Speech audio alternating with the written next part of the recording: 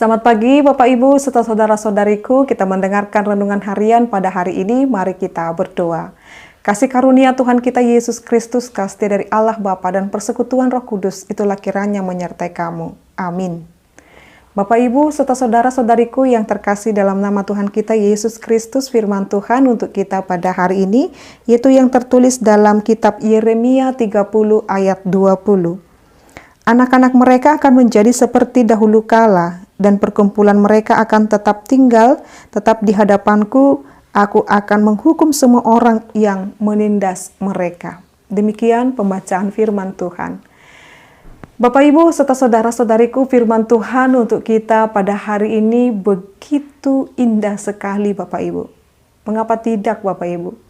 Sebab dengan firman ini Tuhan memberitahukan kepada kita bagaimana Tuhan selalu dan senantiasa memelihara kehidupan kita. Bagaimana Tuhan selalu memulihkan hubungan dan keadaan kita. Siapa di antara Bapak Ibu yang saat ini keadaannya, kehidupannya hendak rindu dipulihkan oleh Tuhan? Iya. Mungkin kita berkata, saya rindu rumah tangga saya dipulihkan oleh Tuhan. Hubungan saya, baik kepada pasangan, baik kepada anak-anak, baik kepada keluarga, baik kepada orang tua, hendak dipulihkan. Atau kita akan berkata, aku mau Tuhan secara ekonomi dan kehidupanku, kesejahteraanku dipulihkan oleh Tuhan. Dan mungkin ada juga berkata, saat ini Tuhan, aku rindu untuk dipulihkan kesehatanku.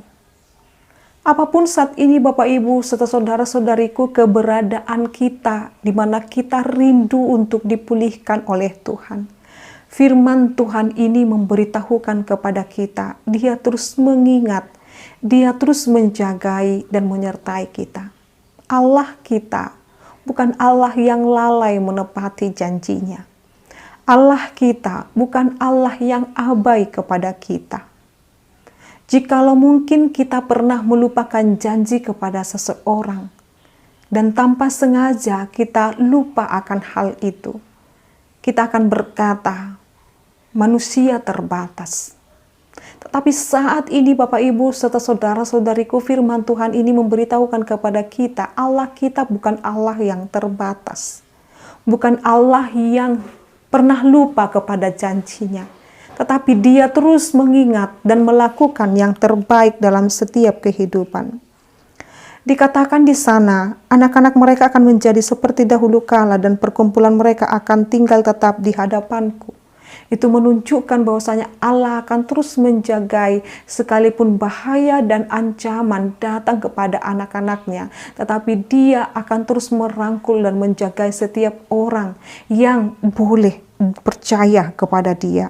Aku akan menghukum semua orang yang menindas mereka.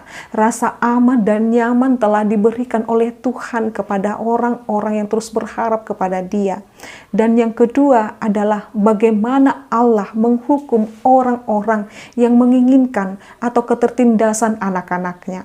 Ini memberitahukan kepada kita Bapak Ibu saudara-saudariku, selain Tuhan memberikan jaminan kenyamanan, jaminan keamanan dalam kehidupan kita, Tuhan juga memberikan perlindungan, konsekuensi bagi orang-orang yang melukai anak-anak Tuhan. Konsekuensi bagi orang yang melakukan ancaman kepada anak-anak Tuhan. Maka yang kita lakukan adalah tetap tinggal di hadapan Tuhan. Melakukan apa yang boleh Tuhan kehendaki. Jangan menyimpang ke kanan atau ke kiri, tetapi tetap tinggal di dalam Dia. Percaya saja kepada Dia.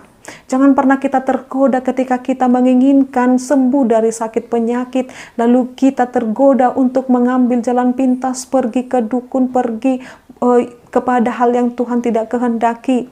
Atau bahkan kita mengatakan saya mau dipulihkan dari keadaan rumah tangga saya ini, maka saya melakukan ini dan itu.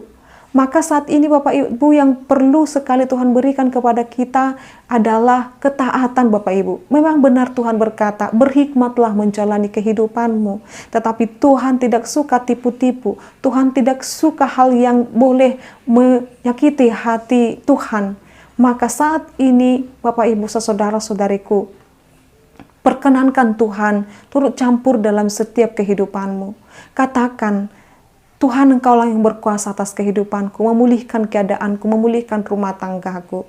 Karena ketika kita menyerahkan seluruhnya kehidupan kita kepada Tuhan, dan Tuhan akan bertindak dalam kehidupan kita. Ketika kita mengangkat tangan kita, Bapak Ibu saudara-saudariku, tanda menyerah kepada Tuhan, maka Dia akan bertindak. Tetapi selagi kita merasa bahwasanya kita mampu dan mengandalkan diri dan pemikiran kita sendiri, lalu bagaimana ada ruang di hati kita, bagaimana Allah Tuhan bekerja dalam setiap kehidupan kita. Maka saat ini Bapak Ibu saudara-saudariku, alamilah dan rasakanlah bagaimana Tuhan akan memelihara kehidupan kita. Bagaimana Tuhan akan menjamah kehidupan Bapak Ibu.